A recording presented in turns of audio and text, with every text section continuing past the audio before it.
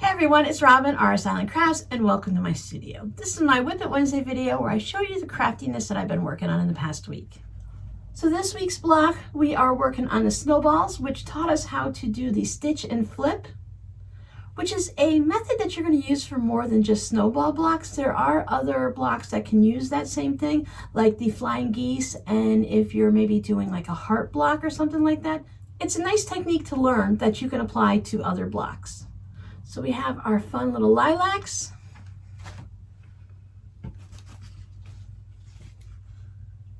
And on the live stream, we worked on some fishies.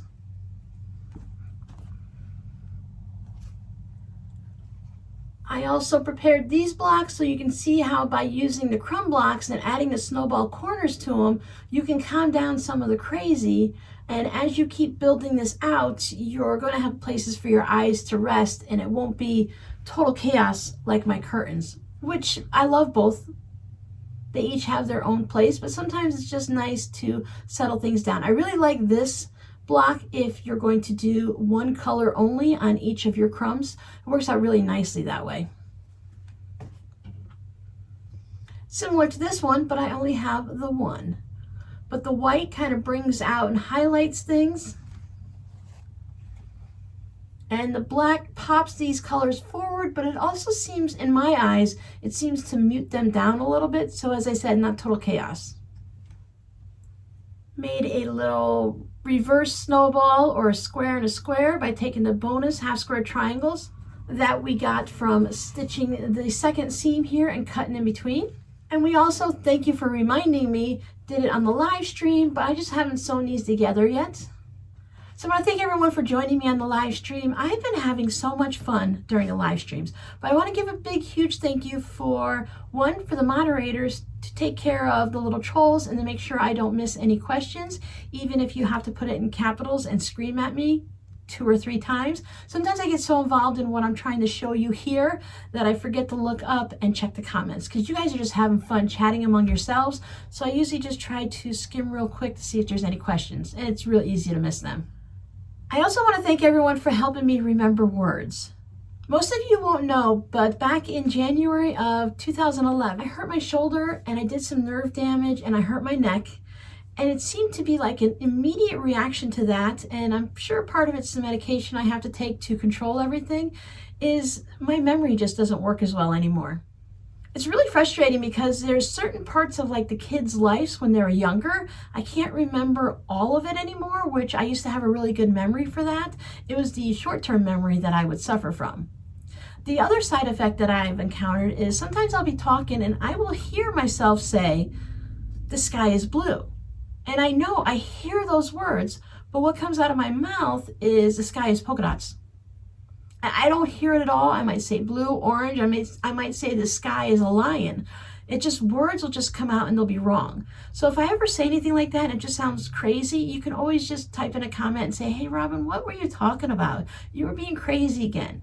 I don't mind. I know it's one of my new quirks, well, my 10-year quirks, that I can't always remember simple things. So it's great on the live streams when you guys, I can say, "I don't remember. I couldn't remember the name of a quilt block, one of my favorite quilt blocks, so I had to draw it out." And then of course everyone was able to tell me what it was.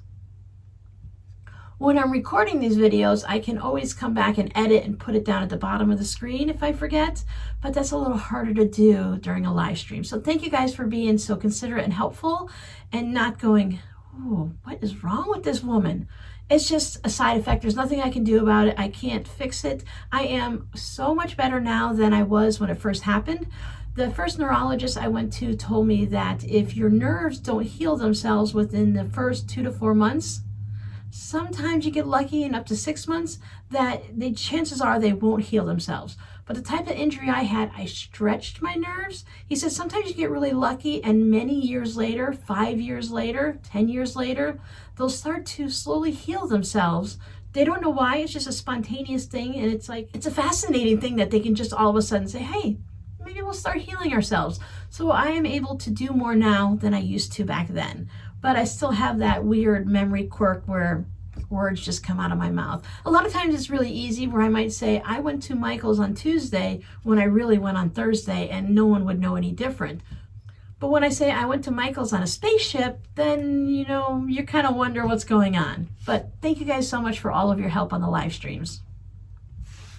That was one of the reasons, one of a few reasons I was a little hesitant about doing the live streams, because I knew that I had this problem, but you guys are very understanding and it's fine. It all works out great. So let's see what else I've been working on. So over on my Patreon page, we are working on mug rugs, and this is one of the fun ones that I did. These are actual 3D flying geese.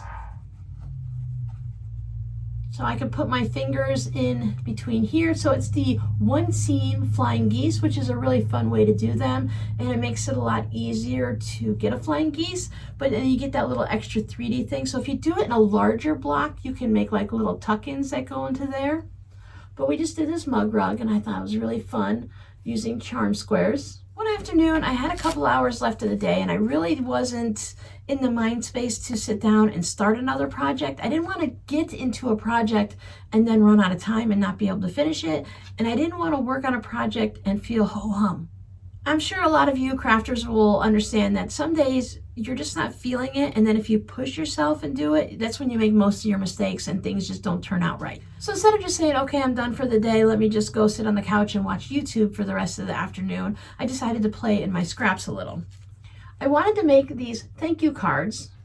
I'll see if I can find a video, but I did these a couple of years ago, and I put little stamps on it. They say scrap and dream and laugh and dream. But I wanted to have little tuck-in cards for my Etsy orders, so I can just have a quick little thank you, and then I can sign it, I can write on the back, or I really probably won't sign it here on the front. Most likely I will be putting it on the back. But as a quick rundown, this is all I did, is I took a bunch of scraps, and I found that I liked the smaller squares versus the longer rectangles. And I took a little of the Elmer's glue or the school glue. I had these little tubes from the Dollar Tree. It was like 3 or 4 in a pack, and I wanted to go ahead and use these up before they dried up, but you can use a glue stick. So I did this one. I'm not really thrilled with that one. And then I just did a double stitching line around them just to hold them down and around. This isn't something permanent like a fabric postcard. It's just a quick little thing that can be tossed when you guys receive them. You can keep them. You can do whatever you want with them. Put them in journals or something like that. If I write on the back, you won't be able to see it. Oh yeah, see, I didn't like this one either. But you can always put this into a journal page if that's something that you're into. See, again, one color with boring yellow fabric, even though there's 2 different fabrics, but even though they're fun, I really preferred the total scrappiness that went round and round and round. So I just sat down and I cut a whole bunch of little tiny squares out. I put them on, glued them on, and then I just sat down with the sewing machine and I stitched around them twice. And then I went through and I have a little rubber stamp that I stamped a thank you on. I just thought those would be a fun thing to, like I said, as to tuck in as a little thank you. And with the orders, I received a handmade little thank you with it was a rubber stamp, like a leaf on it based on what I purchased from someone's shop. And they drew around it with some Sharpie marker and then just signed their name like Robin L. And then that's what was in my little order. And I thought it was the greatest little thing. It was such a sweet little thing to have tucked in like that. And rubber stamping isn't my thing, but scrappy is. So if I have something fun or something colorful, I'll just cut a bunch of squares and keep them in a container. And then when I have those afternoons where, oh, I made these too. So when I have those afternoons where I just want to do something, but nothing really big, I can go ahead and do that. This is highlighter. So I wanted to see what a highlighter would look on it. And then I stamped a little thank you in there. It's okay, but I didn't like it. There's just certain spots where it muddies it up. Let me get closer. If you've been around for a while, you've seen me attempt to make something with these in the past. I was using some paints. I tried to do some watercolor and that didn't work. There was a suggestion to take my regular acrylic paints and water them down and then put them on there. So that's the next thing I'm going to try. I just wanted to play with this little pile of scraps that I just happen to have nearby anyway and see what they look like. And I really like the way they come out. I do like them better on the colored cardstock. But this happens to be what's left from when I make my scrappy cards. So maybe a combination of a nicer version of this combined with this, and I might get an end result that I like. So I think instead of sitting in front of the TV and just zoning out, that this was a much better use of my time, even if it produced some things that I like and some things that I don't like. Now, to keep with my monthly theme that I was thinking about this year for fabric postcards to send to my patrons and also to have in my shop, I used some red scraps for February because Valentine's Day. Pink, this fabric here says I love you, so I used that on the center of several of them. I showed these at the beginning of my live stream. I like to come on about 10 minutes early to make sure I get the phone camera situation all set up nicely and everything's ready, and I have my desk all here, my table all laid out nicely and ready to go, and just to make sure that I'm going to connect to the internet and it's going to actually work as a live stream. So I come in about 10 minutes early, and during that time I like to chitter chatter or just take a breath and get ready for the live stream. So I usually show off something if I've been working on it, you guys haven't seen it. But what I mentioned is this fabric right here, it is white, it is pink with white flower outlines on it, and this is actually flannel. So if you have scraps and bits of flannel and fleece and whatnot, anything silky, whatever, you can use it on fabric postcard because it's not going to be worn or even a wall hanging or a bag or anything like that. So really anything goes. And then I wanted to also make zipper pouches in the same theme. So to match the red and pink of the cards, I used the fun red fabric here to make one of the smaller zipper pouches. And I lined them all with a white fabric and I put a matching tassel. So these, by the time you see this video, will be in my Etsy shop. So I have a pink version. The Sewing Notions pouch that I made previously and put in the shop sold pretty quick, so I wanted to go ahead and make another one so that in case anyone else wanted one, there would be one in the shop. These are larger, but they still have a nice simple white lining to it. Larger pouches so you can see inside. With the zipper pouches, I don't mind as much if the linings are a little bit darker because it's not a tote bag or a purse that you're looking at the bottom for. You should be able to see what you have inside one of these pouches. Now I know I can fit a lot into these, but I can still find what I need. This is a random size, a little bit different than I normally do. So there's a small size that I do and then a large size that I do. And this one I just happened to make based on the eyeglass fabric that I had last time. And it was a couple of people that liked the size, so I thought I would just go ahead and put some more in the shop. So there's the Notions, both sides. I was sent this fun pizza fabric, and I knew it had to be at least a pouch, if not a tote bag. So there is some pizza. And I also received this motorcycle fabric. So I stitched the pizza fabric on the diagonal with orange thread. And the one on the motorcycle, it stands out a bit more on the camera than it does when I'm really looking at it. But I used a nice silver thread to go with the silver look of the motorcycles. So that's everything that I worked on. I did receive a little happy mail this week. I received this fun house in the mail. So it's made completely from batiks because they knew I love batiks. There's the back of it with just a couple of random blocks. And I love the little house block, so this is going to go up on my wall. I love purple and pink. I love the bright orange. I love the greens. There's nothing about this that doesn't scream, Robin, I love it.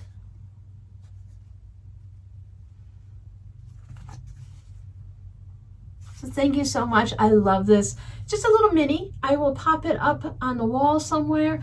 I'm rethinking about how I have all my minis here. I want to take them, well, I need to take them all down. With all of the work that I do in here every day, 7 days a week, there is fluff and fuzz and fibers that get up into the air everywhere, not to mention just your normal everyday dust that annoys us, but they are all having a little bit of coating on them. Right from here, I can see the dust and everything on them. So they need to come down, maybe make a trip through the dryer and see if that'll just blow it all off before I start to clean them. I don't want to put them through the washer or anything like that. I like to keep my wall hangings just as they are and not really wash them. I like that nice crisp look. And then certain ones that if people or myself do things to it, like add buttons and beads or special embroidery stitches and stuff like that, I don't have to worry about anything bleeding or falling off, and I'm definitely not hand washing them. Not unless I absolutely have to. So I'm hoping just to run through the dryer. I'll see first if the dryer will just the dust off of it, and then if not, maybe I will spritz them with water. I was thinking about spritzing them with water, but then I thought, won't that make the dust cling to it? So hopefully it'll take the dust off, and maybe whatever's left, I'll just use a lint roller and get it off, or just I'll shake them really good outside first and then pop them in the dryer. We'll see. But I want to move things around. I know I'm not looking at you, but I'm looking at all my wall hangings, and I want to kind of move things around and spread them out throughout the house. I'll have more of that conversation coming up at a later date when I pull all of my older quilts that I've made that I've been sitting in Rubbermaid tubs and haven't seen the light of day in years, like 15 years or more. So you'll be able to see all of these old quilts that I made that have just been kind of hanging out and not doing anything.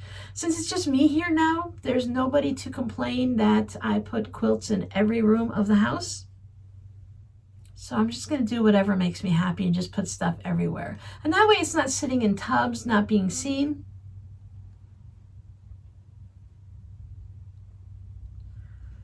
You ever sit down and in the middle of a conversation, something will just catch you out of the corner of your eye?